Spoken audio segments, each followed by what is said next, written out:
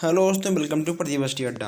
दोस्तों, आज हम लोग यहाँ पर डीएलएड फर्स्ट सेकंड थर्ड और फोर्थ सेमेस्टर में एग्ज़ाम में आने वाले कुछ मोस्ट इम्पॉर्टेंट प्रश्न देखने वाले हैं और शब्द पद और लिंग के बारे में भी हम लोग यहाँ पर पूरा व्याख्या के साथ जानने और समझने वाले हैं। अगर आप यह पूरा क्लास लेते हो तो कहीं ना कहीं आज आपका 3 नंबर पक्का हो जाएगा। 1 नंबर के लिए 2 नंबर के लिए आप लोग कितना पढ़ते हो हमसे ज़्यादा कोई नहीं जान सकता है। और कहीं ना कहीं अगर आपका 1 नंबर 2 नंबर से बैक लगेगा तो कहीं ना कहीं सबसे बड़ा दुख होता है। इसलिए हर क्लास आप लोग कंटिन्यू लीजिए ताकि आपका किसी भी विषय में बैक ना हो, क्योंकि इस बार का लक्ष्य है 25 में 25 है। जो हमारे भाई बहन नए हैं अभी तक चैनल को सब्सक्राइब नहीं किए हैं, सब्सक्राइब कर लें और वीडियो को अपने दोस्तों तक शेयर भी कर दें ताकि और लोग भी जुड़ें, ताकि किसी का भी बैक ना आए। तो आइए हम लोग आते हैं सीधा आज की क्वेश्चंस की ओर। देखिए यहाँ पे आपका पहला प्रश्न दिख रहा है आपको कि ध्वनि समूह को कहते हैं।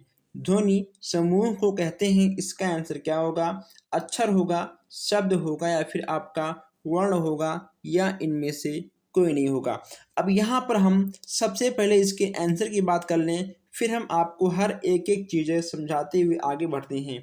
अगर हम इसके आंसर की बात करें, इसका आंसर आपका हो जाएगा शब्द। ठीक है, शब्दों के समूह को ध्वनि कहते हैं। किसे कहते हैं? शब्दों के समूह को ध्वनि कहते हैं। ठीक है, ध्वनि समूह को शब्द कहते हैं।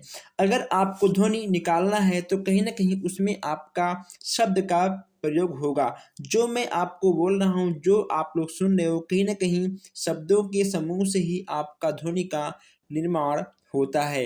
अगर हम शब्द की बात करें तो शब्द आपकी कितनी प्रकार की होती हैं? शब्द आपकी कितनी प्रकार की होती हैं? अगर आपसे पूछेगा, आपको लिखना होगा कि शब्द हमारे 2 प्रकार से होते हैं।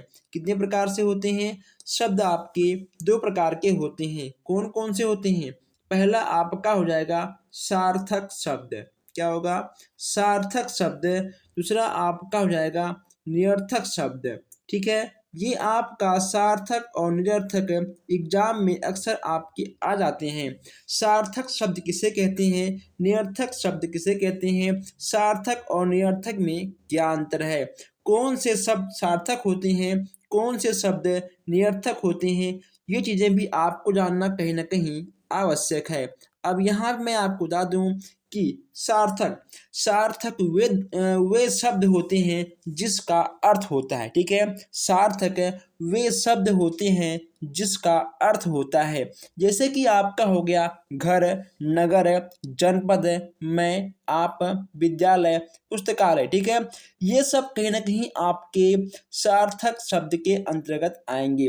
कोई भी शब्द हो जिसका अर्थ निकलता है वही आपका सार्थक होगा, और जिन शब्दों का अर्थ नहीं निकलता है वह आपका हो जाएगा निरर्थक शब्द। ठीक है, जैसे आपका हो गया टन, भड, ठीक है, भिनभिनाना। उसके बाद आपका हो गया, यानी जो शब्द ऐसे होते हैं जिनका अर्थ नहीं निकलता है वे आपके निरर्थक के अंतर्गत आएंगे, जिनका अर्थ निकलता है वे आपके सार्थक के अंतर्गत आएंगे।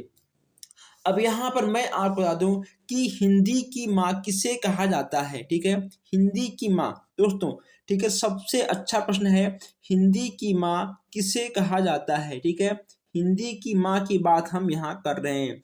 अगर आप किसी और से पूछोगे तब भी कहीं ना कहीं आपको एक नई जानकारी देखने को मिल जाएगा। हिंदी की माँ किसे कहते हैं? हिंदी की माँ संस्कृत को कहते हैं। किसे कहते हैं? संस्कृत को हिंदी की जननी या फिर हिंदी भाषा संस्कृत भाषा हिंदी की माँ यानी जननी कहलाती है। ठीक है, ये चीज़ आप यहाँ पर नोट कर लीजिएगा। आइए आगे बढ़ते हैं, देखते हैं नेक्स्ट प्रश्न। शब्द के कितने भेद होते हैं? 3 होते हैं, 4 होते हैं, 5 होते हैं या फिर 2 होते हैं? शब्दों के भेद के बारे में यहाँ बात किया जा रहा है। तो यहाँ पे मैं आपको बता दूं कि शब्दों के 2 भेद होते हैं। कितने होते हैं? शब्दों के आपके 2 भेद होते हैं। कौन कौन सा? सार्थक और निरर्थक। ठीक है, अभी हमने जस्ट बात किया था। तो यहाँ पे आपका है कि जिन शब्दों का अर्थ निकलता है उसे क्या कहते हैं। बहुत ही आसान सा प्रश्न है। जिन शब्दों का अर्थ निकलता है उसे सार्थक कहते हैं। और यहाँ पर देखिए, जिन शब्दों का अर्थ नहीं निकलता है उन्हें क्या कहते हैं, उन्हें हम लोग निरर्थक शब्द कहते हैं। ठीक है, ये चीज़ आप लोग नोट कर लीजिएगा। आप चाहो तो आप इसका स्क्रीनशॉट भी खींच सकते हैं। ठीक है, आप चाहो तो आप इनका स्क्रीनशॉट भी खींच सकते हैं। चलिए आगे बढ़ते हैं। जो हमारे भाई बहन अभी तक इस अपने चैनल को सब्सक्राइब नहीं किए हैं, सब्सक्राइब कर लें ताकि कोई भी क्लास, कोई भी अपडेट आपसे मिस ना हो। आइए दोस्तों, हम लोग यहाँ पर कुछ और नए नए क्वेश्चंस की ओर चलते हैं। तो आप लोग प्लीज़ इस क्लास को अपने दोस्तों तक शेयर कर दीजिएगा। यहाँ पे आपका नेक्स्ट प्रश्न क्या है, कौन सा शब्द स्त्रीलिंग है। अब यहाँ पे हम थोड़ा लिंग के बारे में बात कर लेते हैं। ठीक है, लिंग आपके कितनी प्रकार की होती हैं, लिंग आपकी कितनी प्रकार की होती हैं। लिंग आपकी दो प्रकार की होती हैं। कितनी प्रकार की होती हैं, लिंग आपकी दो प्रकार की होती हैं। कौन कौन सा लिंग होता है, पहला आपका होगा, ठीक है, पुल्लिंग। पहला आपका होगा पुल्लिंग। और यहाँ पे आपका सेकंड वाला हो जाएगा स्त्रीलिंग। ठीक है, पुल्लिंग और स्त्रीलिंग आपका ये दोनों हो जाएगा। पुल्लिंग और स्त्रीलिंग आपका दोनों हो जाएगा। अब यहाँ पर सबसे बड़ी बात ये आती है कि पुल्लिंग शब्द के अंतर्गत, ठीक है, पुल्लिंग शब्द के अंतर्गत पुल्लिंग में आपका क्या होता है, आपका अकारांत और दोस्तों ठीक है इकारांत आपका आता है। ये चीज़ें अभी आपके एग्जाम में नहीं है। ठीक है, जब आप और आगे बढ़ोगे तभी आपको देखने को मिलेगा। जितना है बस केवल आप उतना ही पढ़िए और आगे आप लोग बढ़ते रहिए। ठीक है, स्त्रीलिंग और पुल्लिंग में आप लोग तो अंतर निकाल लोगे क्योंकि आप लोग तो इतना होशियार हो गए हो। पहला यहाँ पे आपका है कि कौन सा शब्द स्त्रीलिंग है। ठीक है, इतना तो आप लोग बड़े हो गए हो, समझदार भी हो गए हो। स्त्रीलिंग और पुल्लिंग में अंतर आप लोग भी निकाल सकते हो। ठीक है, तो यहाँ पर आपसे कहा गया है कि कौन सा शब्द स्त्रीलिंग के अंतर्गत आएगा। देखिए, इसमें आपका दिया गया है सहारा या फिर सियाल। ठीक है, ये सब आपकी पुल्लिंग में आएंगे। सूची पत्र ये भी आपका पुल्लिंग में आएगा। अगर हम बात करें स्त्रीलिंग की, इसमें ठीक है आपका हो जाएगा परिषद। ठीक है, ये आपका डी वाला बिल्कुल सही हो जाएगा। ठीक है, डी वाला आपका बिल्कुल सही हो जाएगा। नेक्स्ट यहाँ पे आपका है कि नेत्री शब्द का पुल्लिंग रूप कौन सा है। यहाँ पर आप लोग देखिए दोस्तों, नेता। ठीक है, सबसे आप आगे आपको देखने को क्या मिल रहा है, नेता। नेत्री शब्द का पुल्लिंग रूप आपका नेता बिल्कुल सही हो जाएगा। बहुत ही आसान आसान प्रश्न है आज, और आगे आने वाले क्लास कहीं ना कहीं आपको बहुत ही जबरदस्त प्रश्न देखने को मिल जाएंगे। यहाँ पे आपको हर टाइप का प्रश्न मिलता रहेगा। जैसे यहाँ पे आपका है कि हिंदी में शब्दों का लिंग निर्धारण किसके आधार पर होता है, संज्ञा के आधार पर, क्रिया के आधार पर, सर्वनाम या फिर प्रत्यय, किसके आधार पर यहाँ पर लिंगों का निर्धारण किया जाता है।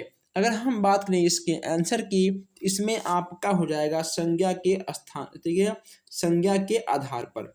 किसके आधार पर, संज्ञा के आधार पर आपका बिल्कुल सही हो जाएगा। जैसे यहाँ पे आपका है कि सूर्य शब्द का स्त्रीलिंग क्या होगा। सूर्य शब्द के स्त्रीलिंग की बात यहाँ पे की जा रही है। अगर हम बात करें चौथे की आंसर की, इसमें दोस्तों आपका सूर्य बिल्कुल सही हो जाएगा। ठीक है, इसमें आपका सूर्य बिल्कुल सही हो जाएगा। सूर्य आपका स्त्रीलिंग में आएगा। ठीक है, सूर्य और सूरज आपका आएगा पुल्लिंग में। ठीक है, आपका सूर्य स्त्रीलिंग में आएगा। पांचवा आपका है कि निम्नलिखित में से कौन सा शब्द पुल्लिंग होता है। पुल्लिंग आपका कौन सा है, इनमें आपको बताना है। कपट, मूर्खता, सुंदरता या फिर निंदा, निद्रा। ठीक है, इन चारों में आपका पुल्लिंग शब्द कौन सा होगा ये आपको बताना है। अगर हम इसके आंसर की बात करें, इसमें आपका कपट बिल्कुल सही हो जाएगा। ठीक है, यह आपका पूरा का पूरा पुल्लिंग में देखने को आपको मिल जाएगा। आइए, इसलिए यहाँ पे आपका है गिदड़ का स्त्रीलिंग क्या है। ठीक है, गिदड़ का स्त्रीलिंग क्या है ये भी आपको बताना होगा। बहुत ही आसान प्रश्न दोस्तों है, इसका आंसर आप दोगे। इसका आंसर आप हमें कमेंट बॉक्स में बताओगे। 6ठवें की बात हम यहाँ कर रहे हैं, ठीक है। 6ठवें का आंसर क्या होगा, इसका आंसर आप लोग मुझे कमेंट बॉक्स में आपको देना ही होगा। 7वां आपका है कि निम्नलिखित शब्दों में से एक शब्द पुल्लिंग है, उसे बताइए। बुढ़ापा, जड़ता, या फिर आपका घटना, या फिर आपका ठीक है दया। इनमें से आपका क्या होगा, इन चारों में से आपका क्या होगा, ये चीज़ यहाँ पे आपको बताना होगा। अगर दोस्तों इसके हम आंसर की बात करें, इसमें ठीक है आपका हो जाएगा बुढ़ापा। दोस्तों यहाँ पर आप लोग 6ठवें का जो उत्तर है, इसका उत्तर आप लोग मुझे कमेंट बॉक्स में दोगे, और प्लीज़ आप लोग इस क्लास को अपने दोस्तों तक शेयर कर दीजिएगा। दोस्तों हम मिलते हैं फिर आपसे बहुत जल्द ही नए क्लास में नए क्वेश्चंस के साथ। है आप लोग पढ़ते रहिए और आप लोग वीडियो को शेयर भी करते रहिए। धन्यवाद।